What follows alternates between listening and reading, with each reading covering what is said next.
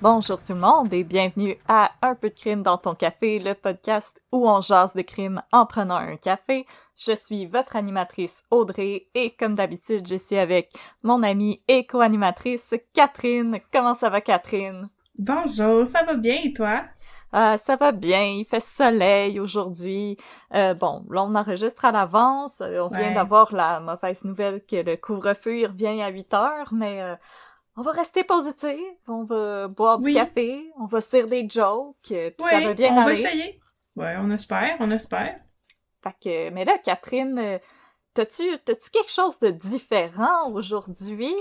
Je pensais que t'allais pas le remarquer, mais oui, en effet, je porte une nouvelle salopette. C'est ma nouvelle salopette préférée, elle est rouge. Et aussi, accessoirement, j'ai changé mon micro! Yay! Yay! Là, je vois que mon micro enregistre bien trop fort. Va falloir tout baisser ça au montage, mais on l'espère, la qualité va être un petit peu moins cacane, comme dans une canne de soupe habitant.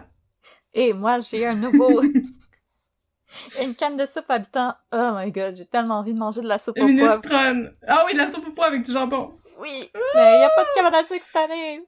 Non! Puis moi, j'ai un nouveau bras de micro. Alors, si vous aimez notre nouveau son, notre new sound, écrivez-nous unpeudecrime@gmail.com. Comme David Bowie, on a décidé de changer de son, d'aller dans une nouvelle direction. Mais non, inquiétez-vous pas, on parle toujours de crime en buvant du café. Et parlant de café, Catherine, quel café est-ce qu'on boit cette semaine? Oui, alors cette semaine, on boit un café très spécial. Notre café nous a été donné par Laurence, qui nous écoute de Québec. Laurence et sa copine sont propriétaires d'une librairie café à Québec qui s'appelle le Saint-Suave. Et nous invitent à découvrir un café de leur torréfacteur qui vient de Toronto. Alors, le café s'appelle le Lalita. Le torréfacteur s'appelle Java Roasters et c'est un café qui a des notes de caramel, de fruits rouges et de canne à sucre. Alors, moi, je l'ai préparé avec la presse française et j'ai trouvé que c'était un très bon café pour le matin parce qu'il était sucré, mais aussi très doux et très classique. Oh. Ouais. Oh. Alors, ça se prend bien quand on se réveille, pour un réveil tout en douceur. Alors, merci Laurence de nous avoir fait découvrir ce café et bonne écoute. Et les gens on vous souhaite jamais bonne écoute. Oh, des fois on y pense. Alors, les gens de la région de Québec, j'avoue qu'au moment où on enregistre présentement, donc début avril, les choses se passent un peu moyen pour vous. Je vous avoue que j'ai pas vraiment regardé les règles du confinement pour Québec parce que je pense pas accidentellement me ramasser là bientôt. Mais si c'est possible de sortir de chez vous et d'aller rendre visite à Laurence et sa conjointe, on vous invite à le faire pour encourager les entreprises locales. Et sinon, ben Catherine et moi, c'est clair que sur notre bucket list post-pandémie, nous allons nous rendre à Québec pour remercier Laurence en personne. En personne, oui. Peut-être, qui sait, enregistrer un épisode live. On sait pas, on peut manifester ça, on va mettre ça sur notre mood board de projet pour 2021. Voilà, c'est sur le mood board. Schlick! Ça, c'était le... Schlick! C'était la punaise. Le bruit de la punaise, mon Dieu. Le bruit T'as de la cassé punaise. ta punaise? Elle est un petit peu rouillée. Alors, Catherine, je pense que tu as une histoire de crime pour nous aujourd'hui. Oui. Quelle est-elle? C'est une histoire assez épouvantable qui nous a été recommandée par une auditrice, Sabrina S. Alors on la salue. Bonjour Sabrina, c'est ton cas! On va t'avoir averti par courriel, inquiète-toi pas. Chère Sabrina, c'est à ton tour d'entendre une histoire épouvantable. C'est pas mal épouvantable. Alors, je me suis questionnée sur la manière de raconter cette histoire, parce que c'est une histoire qui traite d'agression sexuelle. Et moi, juste lire les détails des agressions sexuelles dans les coupures de la presse, qui a été ma source principale, la presse, lire les Source. détails des agressions, ça m'a rendu incroyablement mal à l'aise et vraiment très très triste, et je ne veux pas mettre les gens dans l'embarras et les rendre mal à l'aise et les rendre tristes. Alors, j'ai décidé de vous raconter une histoire d'agression sexuelle, mais dans laquelle je vais pas nécessairement vous raconter beaucoup de détails. Alors, si c'est quelque chose qui vous dérange comme sujet, on va essayer de faire ça assez doux. Ça va être un espresso très très doux, mettons, aujourd'hui.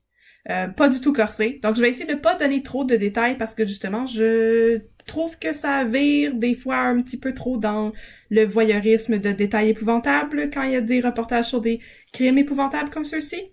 Alors, aujourd'hui, tout ce préambule pour vous dire que je vais vous parler de l'homme qui a été surnommé le violeur de la couronne nord. Oh! Mais on parle pas de The Crown. Non, il n'est pas question de The Crown du tout. On salue la famille royale qui vient de perdre le prince Philippe. Prince Philippe, 99 ans! 99 ans! C'est tellement vieux! Ah, c'est tellement vieux! C'est tellement vieux! C'est... Bon, ok. J'avoue que le seul commentaire... Je suis réticente à commencer, là. Je sais pas si ça paraît, je stall un peu, là. Je pense que j'avais parlé de The Crown avec ma mère, puis le seul commentaire qu'elle m'avait fait, c'est « À un moment donné, on voit les fesses du prince Philippe. » Alors voici la critique de ma mère. Ten-ten. Ten-ten, on voit les fesses du prince Philippe. Ben... j'imagine, oui, j'imagine. Donc, oui, je vais vous raconter aujourd'hui une histoire épouvantable qui est l'histoire du violeur de la couronne nord. Notre histoire commence à la fin d'une série d'attaques. Nous sommes un soir d'été en 2005, en juillet, il me semble, et je dis il me semble parce que je suis sûre que j'ai le détail quelque part dans mon texte, mais là je le vois pas devant moi, j'ai mal organisé mes notes, bien désolé. Il va venir quand tu vas pas le chercher. Exactement. Un soir d'été en 2005, une jeune fille arrive à Saint-Jérôme en autobus en provenance de Montréal. Elle revient de la Grand'Ville où elle était en train de fêter son anniversaire. Elle a 15 ans aujourd'hui. Alors, elle marche de l'abribus jusqu'à chez elle. Il y a un homme tapi près de la piste cyclable. Il menace la jeune fille avec une arme et il la tire plus loin de la piste cyclable, disons. Et il l'agresse plusieurs fois. La jeune fille, lorsqu'elle réussit à s'en aller, elle fait cette chose absolument incroyable et tellement courageuse qu'est d'aller voir la police. Elle va tout de suite voir la police et leur livre un témoignage très très complet. Elle fait une description de l'homme. L'homme qui l'a agressé, c'est un homme blanc qui est grand de même, large de même. Comme un armoire. Elle leur indique. Non, pas vraiment une armoire, mais elle leur dit que c'est ça. Il était à peu près de taille moyenne, pas très corpulent, et il portait une casquette et un hoodie. Fait qu'elle n'a pas vraiment très clairement vu son visage, mais tu sais, un peu, en plus il faisait noir, c'est la nuit, tu sais. Et elle décrit aussi sa voiture. Il conduisait une Honda Civic rouge, qui était un petit peu vieille et un petit peu scrap. Et, surtout, elle se fait examiner par des médecins, bien sûr, et se fait passer un kit de viol, un rape kit. Donc, ils prennent des prélèvements. Et la police est vraiment, vraiment, vraiment, vraiment, vraiment contente. Parce que ils ont de l'ADN. L'agresseur avait laissé du sperme. Donc là, ils ont de l'ADN. Et ils sont vraiment très, très, très contents, la police, parce que la police est sur le cas depuis environ 1 an et demi. Oh. Donc ça, on fait un petit retour dans le temps. Je vais mettre mon bruit de retour dans le temps. Depuis 1 an et demi, il y a un violeur qui terrorise ce qu'ils ont appelé la couronne nord, qui se situe donc au nord de Montréal, disons à partir de Laval, en allant vers, mettons, Repentigny, Terrebonne. Parfait. La personne qui commet des agressions a toujours le même modus operandi. C'est comme ça qu'on sait qu'il y a une personne qui vise ces quartiers-là. Le dividu, traque la victime qui marche tranquillement dans la rue le soir ou qui attend l'autobus. La personne menace la victime avec une arme et les entraîne à part pour les agresser. Parfois, c'est dans sa voiture, parfois, c'est dans des buissons. L'arme aussi peut varier. Parfois, les victimes sont menacées avec des couteaux. D'autres fois, c'est avec une arme la personne dit « j'ai un fusil avec moi ». On le sait pas nécessairement, c'est la nuit, tu sais, mais il y a des menaces qui se font. Les victimes sont amenées à part et sont agressées. Et ensuite, l'homme repart. Donc, il n'est pas question nécessairement d'essayer de les tuer. C'est vraiment plus des agressions en série. Depuis 1 an et demi, il y a eu 7 victimes répertoriées. Donc 7 victimes qui se sont manifestées par la suite et qui sont allées voir la police, peut-être plus que ça. Ah, c'est terrible. Et là-dedans, il y a 5 mineurs. Oh non. Dont justement cette jeune fille-là qui venait d'avoir 15 ans. On s'en rappelle. C'est ça. Donc je préfère pas vous raconter trop de détails sur les agressions, mais si ça vous intéresse d'en lire, on sait pas, on juge pas. On vous juge pas. Il y en a dans la presse, l'édition du 3 mai 2006 qui est disponible sur le site de la BANQ. Il y a des récits très détaillés de chaque agression. Et après les avoir lus, j'ai décidé que j'allais pas raconter ça parce que c'était bien trop épouvantable. Mais si vous êtes intéressé par ce genre de détails-là, vous pouvez aller les lire. C'était-il nécessaire de les mettre dans la presse? Dans le journal. Écoute, je sais pas. Le contexte, c'est qu'il y avait fait une map qui répertoriait tous les endroits où le violeur de la Couronne Nord avait opéré, en gros guillemets, et à chaque place où il y avait justement une punaise, il y avait un résumé de ce qui était arrivé là. Et il y a des trucs assez... C'est très, très graphique. Juste pour te donner une idée sans vraiment dire de particulier, bien sûr, on va pas révéler de nom de victime ni rien. Toutes ces affaires-là, ça fait pas partie du domaine public et c'est pas à nous de dire ça. Mais il y avait des agressions vaginales et anales. Il y avait des fellations qui étaient forcées. Donc c'était pas mal de whole shebang, là. Oh, Seigneur. Et tout ça était...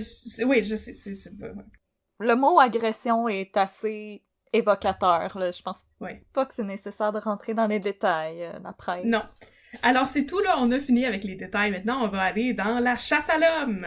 Oh oh! Tout le monde à bord! Donc, tout ce qu'on peut dire pour finir sur les victimes, c'est que justement, les 7 victimes qui se sont manifestées sont méga cool et méga braves et honnêtement, ont tout mon respect. Et à partir de leur témoignage, la police réussit à monter un portrait robot de l'homme. Et aussi une description de sa voiture. Et ça donne naissance au projet Hibou! C'est comme ça que ça s'appelait. Parce que c'est la nuit. Mais c'est un beau nom quand même. Mais c'est un peu glauque, mais... Donc, il se faisait poursuivre par le hibou Duolingo. Oh, non, le hibou Duolingo, c'est du escalation, comme ils disent en anglais, là. Donc, au début, c'était juste des menaces. Ils nous menacent de pas faire notre Duolingo, puis ensuite, ils agressent des gens. C'est ça que t'es en train de me dire? Bon. Non, maudit hibou Duolingo.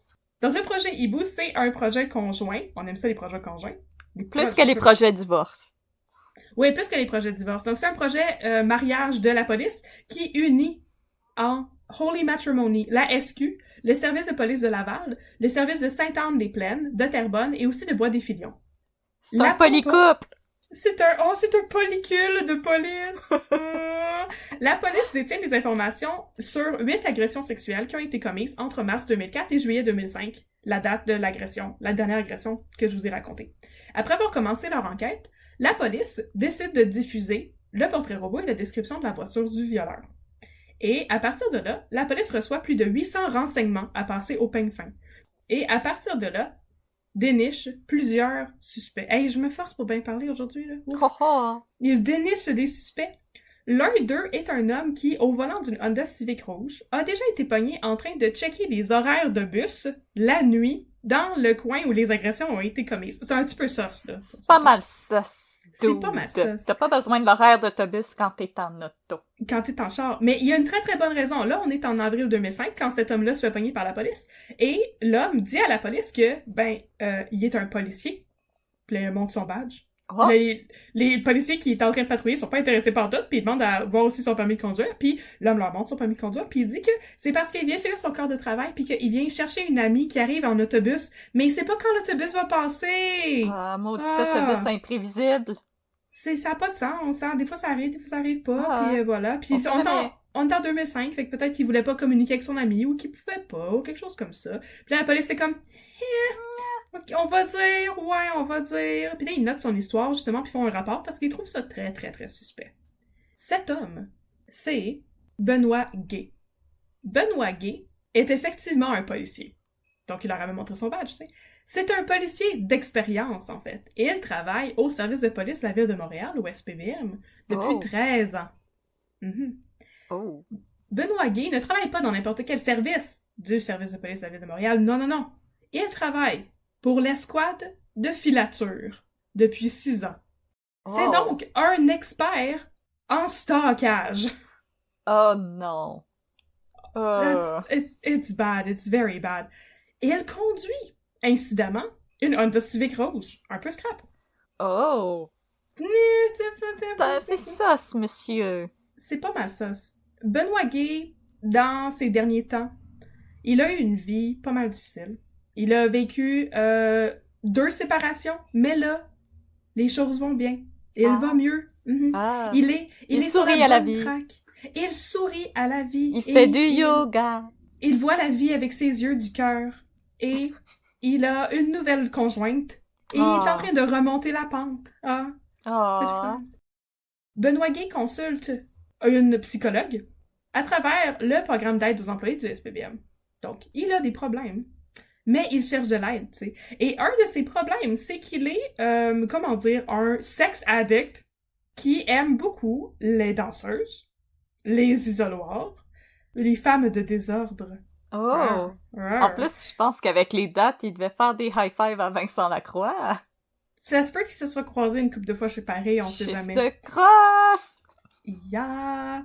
Il aime aussi, selon son propre aveu, la gratification immédiate. D'où les danseuses, les prostituées, tout ça. De pouvoir avoir tout de suite ce qu'il veut. Ce qu'il veut tout de suite. Ouais. Ok. La conjointe de Benoît Gay, elle est aussi policière au SPVM. Et le frère de Benoît Gay, il est dans la GRC. On pourrait dire qu'il est quasiment entouré de police. Yeah. Et là, une dernière chose à noter sur Benoît Gay. C'est un peu comme Dexter, effectivement. Mais pire. Oh, c'est vrai qu'il est très, très entouré de police. Il est très, très entouré de police dans son escouade de stockage de gens. Et la dernière chose à noter à propos de Benoît Gay, c'est que, puisqu'il passait une patch un petit peu difficile, tu sais, entre 2004 et 2005, il a perdu énormément de poids. Ce qui le rend, on s'entend, assez dur à identifier. En termes de regarder des photos puis comparer avec des portraits robots. Il est rendu trop petit. Il est rendu trop petit. Fait que là, la police de Laval et la SQ commencent à trouver que Benoît Gay est pas mal suspect. Comme nous deux. Comme nous deux, oui, on s'entend. Puis probablement comme vous, à la maison.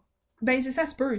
Vous avez peut-être déjà vu l'épisode de Un tueur si proche concernant ce cas-là. Moi, j'ai pas pu l'écouter, malheureusement, parce que je n'ai pas réussi à le trouver. Moi non plus, mais maudit que c'était bon, cette émission-là. Maudit que c'était bon, puis il y avait un épisode sur lui, puis ça devait être écœurant. Donc... Canal D, puis les mises en situation, là, waouh. Oui. Wow. Des reenactments, c'est écœurant. Il devrait être... ça devrait aller aux Oscars, les reenactments de Canal D. Moi, j'adore ça.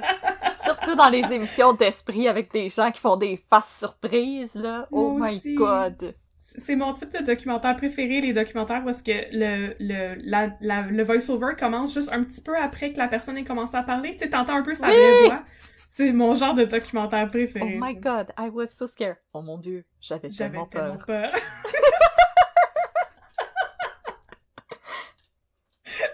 Surtout quand la voix en voice-over est même pas proche de la vraie voix de la personne. Non, c'est ça. Oh, boy. Donc, un tueur si proche. Fait que là, la police qui... un tueur si proche, à mon avis, ça existait déjà à ce moment-là. Mais la police, c'était comme, mon dieu, ça pourrait être dans un tueur si proche, cette histoire. Ce monsieur, il est pas mal sauce. Et quelques semaines, en plus de ça, quelques semaines après l'affaire de l'arrêt d'autobus, Benoît Gay, il appelle à l'interne au bureau du projet Hibou pour savoir s'il y a des progrès dans l'affaire. Est-ce que vous vous rapprochez de moi du méchant, j'ai dit moi, mais je voulais dire méchant, tu sais, comme un petit vire-langue, haha, Freud. C'est un petit lapsus. Et là, après ça, il appelle même au laboratoire des crimes sexuels.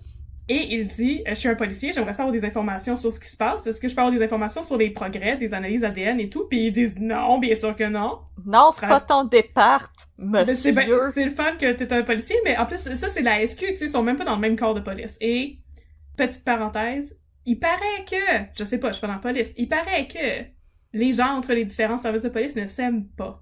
Comme les gens de la Sûreté du Québec n'aiment pas nécessairement travailler avec des policiers de Montréal, etc. D'où le fait que c'est tellement le fun, le projet mariage, projet hibou. Eh oui, ils se sont mariés, ils ont mis leurs différends de côté pour attraper un gros méchant. Oh. Et là, Benoît Gay, il refait la même chose quelques mois plus tard, il rappelle au labo d'analyse, et là, il tombe sur un autre dispatcher, et l'autre dispatcher, il dit « Non, c'est ça, laisse-le travailler, non, on peut pas te dire. » Puis là, ça va faire. les enquêteurs du projet Hibou vont voir son horaire pour savoir s'il est un vrai suspect potentiel. T'sais, est-ce qu'il travaillait pendant les attaques? Puis là, finalement, il travaillait pendant les attaques. Fait que là, il y a tous ces comportements-là très très louches, on s'entend. Mais il y aura un alibi assez solide qui est qu'il était en train de t'en service, là. J'étais en train de suivre quelqu'un, un voleur. On sait pas c'est qui. Fait que là, la police tourne un petit peu en rond et commence à se décourager jusqu'à ce qu'un petit commis dans le fin fond d'un bureau, parce que c'est toujours eux qui save the day, on s'entend. Ce sont les héros! C'est le véritable héros de cette histoire. Le petit commis comprend quelque chose de ben fun. Oh! Au SPVM, il y a une politique pour les détectives qui s'appelle une politique de temps remis. Selon je l'ai déjà dit bien sûr, je ne suis pas une policière, donc moi j'ai interprété ça selon la convention collective du SPVM et je vais essayer de vous l'expliquer le mieux possible. Selon la convention collective du SPVM, et je cite, le temps remis est la remise par le policier de temps anticipé dans une autre fonction dans son unité. En gros, ce que j'en comprends, c'est que il pouvait clock out plus tôt en disant qu'il anticipait devoir travailler plus tard un autre jour. Oh! Sans que ça paraisse. Je vais reprendre mes heures à un autre moment donné. Exactement. Fait que là, je suis censée être scheduled pour travailler, disons, jusqu'à minuit, mais je vais partir à 9h, puis pas nécessairement le signaler, parce que j'anticipe que ces 3 heures-là, je vais devoir les transférer sur une autre fonction. OK.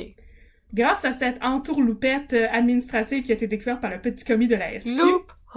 Loophole! Yes. Benoît Gay est un suspect. Yes! Sus!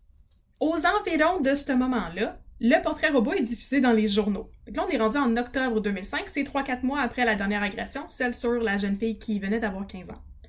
Et là, quand le portrait robot est diffusé dans les journaux, les collègues de travail de Benoît Gay commencent à le taquiner.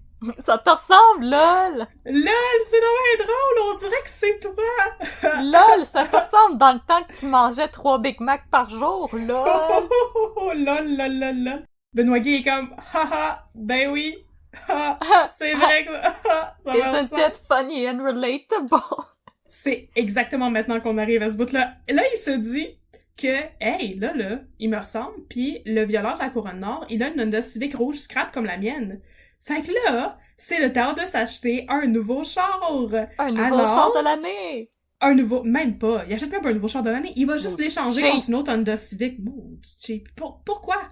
Pourquoi une autre Honda Civic? Il y a d'autres modèles de Honda qui sont intéressants. Ouais, okay? Mais la Honda Civic est vraiment cool quand tu mets des néons en dessous pis la bande, yeah! C'est peut-être ça qu'il est allé faire. Fait que là, il est allé échanger sa Honda Civic rouge parce qu'il avait l'air trop suspect. Fait que là, c'est maintenant qu'on peut chanter la chanson de Auntie Donna. Je sais pas si vous connaissez Auntie Donna, chers auditeurs, chers auditrices. On espère que vous connaissez ça. On espère. C'est un groupe d'humoristes australiens. Ils ont une série qui est sur Netflix qu'on vous conseille d'écouter. Et ils avaient une chanson qui s'appelle le Relatable Rap, où est-ce qu'ils racontent des situations très, très... auxquelles on peut s'identifier, tu sais. Comme, est-ce que ça vous est déjà arrivé d'avoir à changer votre mot de passe? Puis là, vous tapez le même mot de passe. Mais là, vous réalisez que vous avez déjà utilisé votre mot de passe, mais vous vous rappelez plus votre mot de passe, fait que vous aviez essayé de changer votre mot de passe avec le mot de passe que vous vous rappeliez dans le fond. Isn't it funny and relatable? Alors, c'est ça. Isn't it funny and relatable quand t'as la même auto pis la même face que quelqu'un qui est considéré comme un suspect dans un cas de viol en série? Fait que là, tu vas aller échanger ton auto contre une autre auto. Ça m'arrive tout le temps. Moi, ça. Ça m'arrive tout le temps. Relatable. Yes. Alors, ce n'est rien pour décourager la police qui ont complètement remarqué que Benoît Gay avait changé de char, là. C'est très évident. Puis qu'il s'était rasé puis que maintenant il porte un chapeau, tu sais. Puis il a coupé ses cheveux. C'est clairement ça, oui. Alors, le 12 janvier 2006, Annie Pinault, enquêteuse à la SQ. Attends. Les femmes dans la police, on aime ça. Elle laisse un message à Benoît Gay, comme quoi, yo, la Sûreté du Québec aimerait ça jaser avec vous. On veut te jaser de ta fin de semaine, bro. Il ne répond pas. Alors, le 17 janvier, Annie Pinault, enquêteuse à la SQ, se pointe directement chez Benoît Gay. Écoute, il dit, là, que ça va pas bien, là, OK? Hashtag self-care. Hashtag self-care. Il vient de se séparer d'avec sa femme, mais j'ai pas compris combien de femmes qu'il y avait eu, là. Il parlait constamment de rupture dans cette histoire-là, mais il vient de se séparer d'avec sa femme. celle probablement qui travaille au SPBM, puis là, il habite avec un coloc, là, ok, puis c'est pas facile, tu sais, c'est pas facile d'être dans la trentaine, puis avoir à habiter avec un coloc parce que ta femme t'a mis dehors, puis gars, les temps sont durs, ah. Et là, Isn't Annie it Pinault, funny and relatable? isn't it funny and relatable quand t'es peut-être le violeur de la couronne nord, fait que là, ta femme te met dehors? Ça rime! Ça, J'aime ça! on est bonne pour créer des raps, hein, quand même. Oh, Alors, on devrait rapper tout le temps! Fait que là, Annie Pinault l'écoute, puis elle est comme, mais c'est correct, Benoît, tu sais. Grimpe pas dans les rideaux. T'es pas un suspect, t'es un sujet d'intérêt. Qui est apparemment la manière qu'on dit person of interest en français, j'ai appris ça. Sujet d'intérêt. Ah! Voilà. C'est quasiment flatteur, t'es un sujet d'intérêt. On a beaucoup d'intérêt pour toi! Ah! Fait que là, elle dit, c'est ça, grimpe pas d'un rideau, là, vire pas fou, là, ok? On n'est pas en train de t'accuser. T'es un sujet d'intérêt. On veut pouvoir t'éliminer de notre liste de suspects parce qu'il y a beaucoup de coïncidences qui coïncident, mettons, puis qui ont l'air d'indiquer que tu pourrais peut-être être le violeur. Fait que là, pour t'enlever de la liste puis t'éliminer, on a besoin de ton ADN ou on a besoin de véritables alibis parce qu'on a compris l'affaire du temps remis. C'est ce qu'elle lui dit à Annie Pinault. Et là, Benoît Gay dit « Non, merci ». Non, mais j'en produis pas d'ADN, moi. Je sais même pas c'est quoi de l'ADN. Moi, je ne produis pas d'ADN et je ne produis pas d'alibi non plus. De quoi j'ai l'air d'une fabrique à ADN et alibi? Non. C'est quoi un alibi, anyway? Où c'est que t'achètes ça, un alibi? J'ai jamais été en Italie, moi. Non, c'est ça, je parle même pas italien. Et là, de surcroît, il dit à Annie Pinault, méga drama, Benoît Gay dit, si je suis suspendu de ma job dans la police, je vais me suicider. Big if true! C'est très big if true. Je dis, et je cite ce qui est écrit dans les journaux, si mon employeur me suspendait, je me tirais une balle. Je pensais avoir remonté la pente après mes 2 séparations, et là, vous m'arrivez avec ça. C'est dur. C'est pas facile. C'est très pas facile. Fait que là, il ne parle pas ici de se suicider un bouton pour faire la joke de Rock et Belles Oreilles, mais bien d'un véritable suicide. Alors, Annie Pinault lui répond, Benoît, de toute façon, toi, dans ton cœur, tu sais ce que t'as fait ou ce que t'as pas fait. Je cite encore des journaux. Elle est bonne, là, Annie Pinault. Je l'aime, Annie. C'est un bon personnage de District 31. Clairement, ce serait Hélène Bourgeois-Leclerc dans District 31. En tout cas. Oh, je l'aime. Je sais, elle serait 40 pour ça. Fait que donc, Annie Pinault repart et va faire son rapport et transmet son rapport au supérieur de Benoît Gay. Parce que, ben, bien sûr, le fait d'avoir suggéré qu'il puisse attenter à sa propre existence s'il était suspendu, ben, it's cause for concern. Alors, ça, c'est transmis au SPVM. Alors, les supérieurs de Benoît Gay lui enlèvent son arme de service et le mutent au travail de bureau pour lui replacer les idées pendant que l'enquête hibou continue de faire du progrès. Va remplir une coupe de formulaire. Puis refaire du café. Donne-nous ton gun. Donne-nous ton gun pis ton ADN. Merci. Le 20 janvier, soit 3 jours plus tard, Benoît Gay va chez son frère. Et là, quand il est chez son frère, c'est pas une belle petite soirée en famille où est-ce qu'il joue aux cartes, là. Benoît Gay, il est downer puis plate à mort, puis il tient des propos très louches. Il joue même pas au crib. Donc, c'est ça, il joue même pas au crib, ni au dé, ni au domino, ni rien. À la place. Même pas au colon de Catane. Non, mais ça, c'est trop long, personne veut jouer au c'est vrai que c'est long. C'est comme un risque. Faut vraiment que je sois dedans là, pour jouer au colon de Catane. Alors, de retour à Benoît Gay, qui ne passe pas une soirée le fun à jouer au Scrabble avec sa famille. Pardon, on est revenu du valet de cœur. On a fini notre randonnée au Randolph. Oh! Alors, à la place, Benoît Gay tient des propos très louches et très inquiétants du style « m'a me suicider »,« le passé me rattrape »,« c'est correct, je sais comment je vais faire ça, ils m'ont enlevé mon gun, mais je sais... » Puis là, son frère est comme « Hello? » Son frère est comme « Tu peux-tu juste piger ta carte qu'on joue au Jokoromi? » Oh, ce qui est beau! C'est son tour de piger. Ok. Gay parle aussi de « pute » entre gros guillemets, et de se faire checker par un docteur, entre gros guillemets. Ok. C'est pas léger pantoute, là. Et là, son frère, j'imagine, lui, il chante la chanson des Cowboys fringants sur le fait de ne pas se suicider. Il me semble que les Cowboys fringants, il y a une tonne là-dessus. Et... c'est... Hey, Rémi, fais oui. pas de conneries. Voilà. Je t'aime bien la face, pis tu me dois encore 50 piastres. Pis t'es peut-être le violeur de la couronne nord. Alors... Gay lui répond que il a en fait 3 possibilités. Il y a pensé. Il est un peu derrière la porte. Son attitude rappelle vaguement une phase maniaque, tu sais. Il est assez frénétique, mettons. Et là, il dit qu'il y a 3 possibilités. Il a pensé, il peut s'exiler, se suicider, ou faire face à la musique.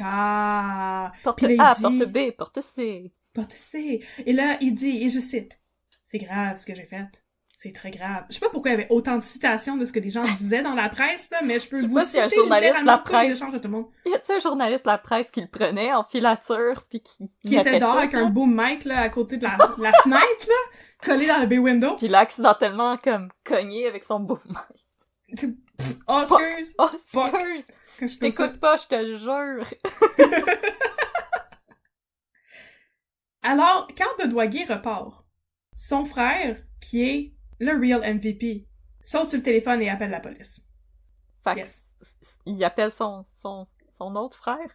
Non, il appelle le SPVM. Ah, ok. Il appelle les patrons de Benoît Gay. Ah. Les patrons de Benoît Gay correspondent automatiquement. Correspondent. Il envoie un fax. Il a envoyé un pigeon! Oui, il envoie un truc en code morse, un télégraphe. Fait que là, il envoie ça. C'est pas comme ça s'appelle. Comment ça s'appelle? Un télégramme? Un télégramme?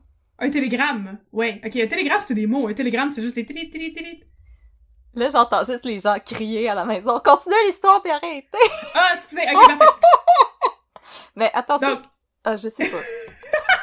Le télégramme, c'est pas l'affaire comme « Bonjour, stop.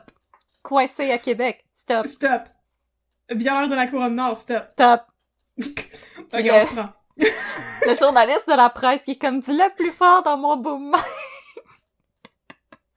J'ai appelé la police. Donc, dès lors, Benoît Gay passe officiellement de sujet d'intérêt à suspect officiel. Yay! Celebrate les mandats de perquisition! Let's celebrate! Come on! Alors, le 21 janvier, le lendemain, la SQ obtient un mandat de perquisition. Et Gay est intercepté dans un restaurant à Rosemère. Et là, pour alléger cette histoire, là, j'avoue qu'on fait plein de digressions comme je fais niaiserie. Mais regarde, c'est ça, justement. J'avais pas anticipé qu'on me dise autant de niaiseries. Fait que je trouvais ça très lourd. Puis je me suis dit, je vais aller regarder c'est quoi les restaurants qui existent à Rosemère pour qu'on puisse spéculer dans quel restaurant qui se trouvait. Donc, j'ai vu qu'il y avait un Mike's, un Pacini et un Giorgio. Donc, j'espère qu'il était au Giorgio. Ou au Pacini en train d'avoir le bar à pain. Puis là, il est comme, non, ma toast, ça va brûler. Ma toast au beurre à l'air. Alors, il est intercepté dans le Mike's, le Pacini ou le Giorgio ou un autre restaurant. Et il est tout de suite amené... mon pizzaghetti. Mon pizzaghetti! Mes petites frites parmigiano du Pacini. Ma pizza soleil du Mike's. Ah, une pizza soleil. Alors, il est au tout de Pacini, suite amené... Oh non, au Mike's, la crème glacée avec le cornet, puis là, ça fait une face de clown. Ouais, c'est ça, au Pacini, c'est pour les enfants. Oh, laissez-moi finir ma crème glacée de clown. Yeah! Alors, il est tout de suite amené au poste de police où il rougit, selon les journaux, pendant qu'on lui prend de l'ADN. Oh, il est gêné, le petit Il est gêné pendant qu'on lui swab l'intérieur de la bouche avec un gros Q-tip. Ensuite, on l'envoie... C'est ce que vous me faites. On se connaît même pas tant que ça. Bonjour, moi, c'est Benoît. D'habitude... Ben, j'avoue qu'on était au resto ensemble, là, comme... Je m'avais laissé finir ma crème glacée en forme de clown. Alors, ensuite, on l'envoie bien sûr dans un hôpital où il est gardé sous surveillance en raison de ses pensées suicidaires, tu sais. Et le 23 janvier, il est libéré de l'hôpital en attendant les résultats de l'ADN. Bye, il était gardé sous observation. Bye bye, on va se revoir bientôt. À partir de ce moment-là, il va être en filature pas mal 24 heures sur 24 par la SQ. Fait que là, c'est le filateur filaté. Oh! Et le journaliste de la presse qui court en arrière avec son boom. Yeah! Puis là, la police demande aussi, la SQ, pardon, demande aussi d'avoir un gadget GPS pour mettre en dessous de sa voiture, parce que on s'entend que Benoît Gay est spécialiste en filature. Donc, il connaît tous les trucs de ce qu'on appelle l'anti-filature.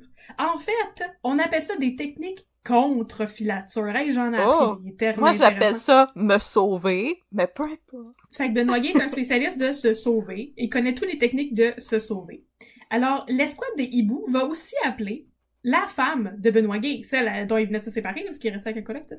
Puis ils ont dit deux choses, deux conseils très importants. Bonjour, Madame Chose. Hippopotame cendrier! Non, c'est plus important que ça. Ils ont dit, là, c'est comme dans Aladdin avec le génie. Règle numéro 1, ne reste pas toute seule avec lui. Règle numéro 2, ne le laisse pas conduire. Pour pas qu'il aille violer du monde. Ben, pas qu'il aille violer du monde, mais ne le laisse pas conduire. Bon. Fait que là, que fait-elle, Madame SPVM? Elle fait drette ça. Elle retourne vivre avec lui pour le soutenir et le laisse conduire son char. Madame, t'avais une job! Ouais, mais elle voulait l'accompagner parce j'imagine qu'elle croyait pas qu'il était capable de faire ça. Tu sais, je sais pas trop. C'est un gentil monsieur. On sait pas. Tu sais, elle aussi est une victime là-dedans. On va pas la blâme. Elle a pris une mauvaise décision. Elle savait pas trop. Fait que là, le 27 janvier 2006, la police s'en va pour arrêter Benoît Gay. Il est en char avec sa femme.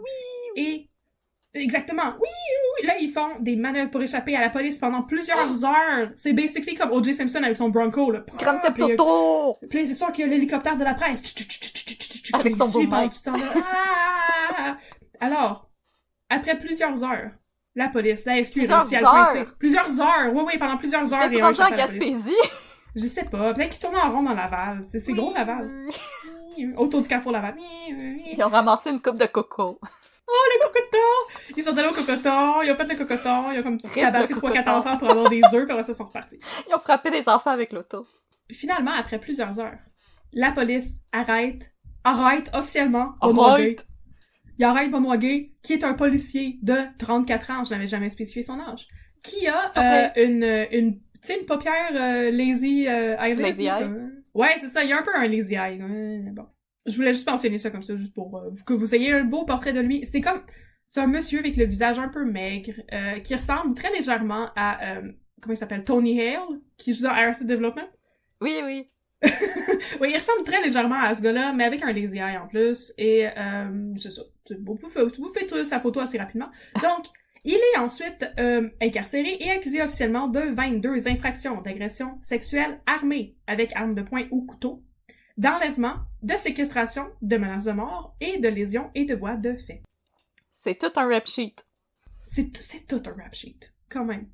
Il est placé en isolement quand il est en prison parce qu'il est comme le double jeopardy de la prison. C'est un violeur, ce que les prisonniers n'aiment pas habituellement, et c'est aussi un policier. Pas ça non plus. Alors, il est dans l'isolation, et là, le SPVM est complètement choqué par cette arrestation. Oh my god, là, ils l'ont un peu vu venir, je veux dire, ils ont été avertis comme 15 fois, là. Et, aussitôt, ils suspendent Benoît Gay, sans paye. Maudit pas fin. Et là, selon Yvan Delorme, qui était à ce moment-là le capo de la popo, le chef de police. Le capo de la popo. Yes, le capo de la popo. S'il est retrouvé coupable de Benoît Gay, il va être destitué. Fait que je sais pas c'était quoi son rang à ce moment-là. Il était peut-être sergent puis il sera plus sergent. Ou il était peut-être détective puis il sera plus détective. En tout cas, il suivra plus personne. J'espère. Alors, 1 an plus tard, en 2007, c'est enfin le temps de son procès. Il a donc 22 chefs d'accusation contre lui, on l'a dit. Ces 22 chefs-là concernent 7 victimes, dont 5 mineurs, ce qui est pas mal épouvantable, merci. Yep. Et Benoît Gay plaide coupable à tous les chefs d'accusation et avoue tous ses crimes. Il était incarcéré depuis ce moment-là, fait que ça fait plus d'1 an qu'il est en prison, en isolement, et qu'il a le temps de penser à tout le mal qu'il a fait dans sa vie, alors il plaide coupable et il avoue tous ses crimes. Soul searching. Il a eu le temps de faire son soul searching. Pendant le procès, 6 de ses victimes ont livré des témoignages par écrit qui ont été lus à la cour par l'avocate de la couronne, maître Isabelle Briand. La 7e victime, celle qui a été agressée le jour de ses 15 ans, soit le 1er juillet 2005, cette 7e victime-là a tenu à venir en cours pour livrer son témoignage de vive voix. Oh mon Dieu. Elle est tellement forte. Alors ici, trigger warning de détails terribles, parce que je vais vous parler de son témoignage. D'abord, elle parle de l'impact sur son corps. Elle explique qu'elle a été violée vaginalement et analement par Benoît Gay. Après avoir été agressée par lui, elle a eu des bleus sur son corps, et aussi beaucoup d'anxiété et de stress qui lui ont causé de l'insomnie. Elle a dû faire aussi un traitement choc contre les ITS et le VIH, qui lui a causé de grosses hémorragies. Et à cause de ça, elle a développé la mononucléose. Oh non. Ensuite, elle a parlé des conséquences sur sa santé mentale. À cause de sa mononucléose, elle a manqué pas mal d'école, et ses notes ont commencé à chuter. Un jour, alors qu'elle était enfin de retour à l'école, elle a été approchée par un journaliste qui voulait lui poser des questions sur le violeur de la Couronne Nord, et après ça, elle n'est plus retournée à l'école. Oh, lors du procès, elle dit qu'elle a depuis peu recommencé l'école avec des cours privés, mais qu'elle a encore peur de sortir seule. C'est terrible. Je sais, c'est vraiment terrible. Et là, on est en 2007, c'est que ça fait 2 ans, tu sais. Elle a même pas 20 ans, là, Non, sa vie est complètement scrap, puis Voilà. Ça, c'est bien le fun qui est allé lire ça en cours pour le faire filer cheap. J'espère, en tout cas, que ça l'a fait un peu filer cheap, parce que moi, ça me faisait filer cheap juste à le lire, puis je suis pas impliquée dans cette histoire-là, pas tout, tu sais. Ah. C'est vraiment horrible, j'espère que cette personne-là aujourd'hui va mieux. On est vraiment avec elle. C'est horrible. Alors, c'est fini les détails dégueulasses. Donc, c'est maintenant que je vous explique que, suite à ce témoignage, Benoît Gay a tenu à s'adresser lui-même à la juge. Non! Il avoue qu'il a besoin d'aide, qu'il a un problème. Il demande à être envoyé dans un pénitencier spécialisé en délinquance sexuelle, qui s'appelle la Macasa. Moi, je savais pas que ça existait, la Macasa. Puis là, ça m'a pas rassuré pantoute de savoir qu'il y avait un établissement carcéral où il y avait tous les agresseurs dangereux. Pourquoi ça a un nom qui ressemble à genre un zoo? La Macasa! C'est un... Je sais pas. Moi aussi, ça me fait penser à l'Amazou. Mais c'est situé dans les Laurentides. Il y a 240 personnes qui peuvent être incarcérées là. Il y a 2 docteurs qui viennent témoigner après. Un sexologue et un psychiatre. Ils évaluent les risques de récidive de Benoît Gay et les évaluent de faible à modéré. Moi, je suis pas tant d'accord en ma qualité de pas psychiatre, pas sexologue. OK. Les docteurs expliquent que Gay n'a pas de problème psychiatrique. Il a des traits narcissiques importants et des tendances obsessives compulsives. Il était terrorisé par l'échec et il utilisait le sexe comme une soupape pour avoir du pouvoir. Moi, il n'y a rien là-dedans qui m'indique là, qu'il n'y a pas de chance de récidive. Il n'y a rien là-dedans qui m'indique qu'il n'y a pas un problème avec la sexualité. Mais aussi... le corps des femmes n'est pas là pour t'aider à gérer ton stress, monsieur. Non. Puis en plus, s'il utilise le sexe comme soupape parce qu'il est terrorisé par l'échec, excuse-moi là, mais perdre ta job de policier parce qu'on t'a trouvé coupable de viol, c'est un échec. Puis il me semble que ça pourrait être une condition qui va peut-être mener à des récidives. Hein? Je suis avec toi à 100% là-dessus. Finalement, il est condamné à 8 ans de pénitencier. Qui, ça j'ai pas regardé, mais c'est la peine qui est assez standard dans des cas comme ça, malheureusement. C'est pas beaucoup, c'est 1 an par victime. C'est 1 an par victime. Mais malgré tout, je pense que ça nous signale que la juge, l'honorable Micheline Dufour, n'a pas été du tout impressionnée par le témoignage de Benoît Gay ou par les témoignages de ces 2 médecins-là. À mon avis, il y a eu ce qui se rapprocherait de la peine maximale dans des circonstances comme ça. Donc, 8 ans de pénitencier à la Macasa et 10 ans de surveillance. Donc, il serait ensuite inscrit sur la liste des délinquants à surveiller. OK. C'est un deal qui est arrangé entre la couronne et la défense et qui est jugé raisonnable par l'honorable Micheline Dufour. Dernière section de mon texte. Ça s'appelle « Voulez-vous avoir peur? » Tu veux avoir peur, Audrey? Écoute, let's go! En janvier 2011, Benoît Gay est libéré sous condition après avoir purgé 1/3 de sa peine. Non. Au moment de sa libération... Non. Au moment de sa libération, il est estimé comme un grand risque de récidive. Alors, pourquoi vous l'avez laissé sortir? Ah non. Alors, les commissaires de libération sous condition ont pensé à ça. Puis là, ils donnent des conditions supplémentaires. Comme de déclarer toute rencontre avec une femme et une interdiction de fréquenter des mineurs. C'est la moindre des choses! En août 2011, la police renvoie Benoît Gay en prison en plaidant qu'il a manqué à une des conditions spéciales de sa libération. Nous ne savons pas laquelle. La police ne veut pas le révéler. Il est renvoyé en prison en août 2011. En février 2012, il est de nouveau libéré sous condition. Et il va purger le reste de sa peine dans la communauté. Il a un couvre-feu, parce qu'il agressait la nuit. Et il a des mesures d'encadrement serrées. À partir de là, nous avons peu de nouvelles de lui. Mais nous savons qu'en 2017, il y a eu un incident bizarre qui l'impliquait. Benoît Gay est alors arrêté par des policiers alors qu'il flâne près d'un club de danseuses. Il a de la difficulté à justifier pourquoi il se trouve là. Lorsqu'il s'identifie, il omet de dire aux policiers qu'il est un délinquant sexuel, ce à quoi il serait normalement tenu selon la loi. Alors pour ça, il va retourner en prison quelques mois, mais il va ressortir tout aussi vite. Malgré cela, malgré le fait qu'il a été libéré plusieurs fois, qu'il y a eu des problèmes, qu'il est retourné en prison en 2019, ses mesures de surveillance sont assouplies. Désormais, il a le droit de conduire seul et de conduire même le soir. Benoît Gay est présentement parmi nous et nous n'avons plus de nouvelles de lui. What? J'aurais aimé avoir une conclusion plus rassurante, mais il n'y en a pas. Donc, on peut espérer qu'il va mieux et qu'il est moins dangereux, mais, mis à part cette dernière nouvelle-là concernant l'assouplissement de ses mesures de surveillance, parce qu'ils sont à la liste des délinquants surveillés, nous n'avons plus de nouvelles de lui, et bientôt, puisqu'il a été condamné, on s'en rappelle, en 2007, bientôt, il ne sera plus sur la liste des délinquants surveillés. Parce que 2007, puis 8 ans, sa peine de pénitencier, ça fait 2015. 10 ans, ça veut dire qu'en 2025, il ne sera plus sur une liste de délinquants surveillés. Donc, nous n'avons plus de nouvelles de Benoît Gay. Et voilà. Je n'ai pas d'autre conclusion que ça. C'est vraiment terrible, hein? On va juste souhaiter que la prison a réussi un petit peu à le réformer et qu'il est dans une zone rouge où est-ce que lui aussi il doit respecter le couvre-feu. Puis qu'il a arrêté de flâner à côté des bars de danseuses aussi. Et qu'il a arrêté de flâner. Et c'est ça. Fait que faites attention, tous et toutes, quand vous marchez de l'arrêt d'autobus jusqu'à chez vous le soir. Ça, c'est un conseil qui s'applique pour tout le monde en tout temps, pas seulement concernant Benoît Gay, tu sais. Et à d'autres, si vous pouvez pas vous empêcher d'écœurer les gens qui rentrent chez eux, ben demandez à un ami de vous surveiller. Hein? Si vous dites je suis pas capable de sortir de chez moi sans attaquer quelqu'un, demandez à un de vos amis de vous surveiller. Il y a de l'aide qui existe. Il y a de l'aide qui existe et on vous demanderait d'aller la chercher. Alors, merci Sabrina S. de m'avoir donné ce cas à rechercher et de m'avoir fait aussi peur parce que j'avais pas compris qu'il était comme en liberté puis tout, là, moi, ça m'a fait bien peur quand je suis arrivée à la fin de cette histoire. Alors, merci beaucoup Sabrina S.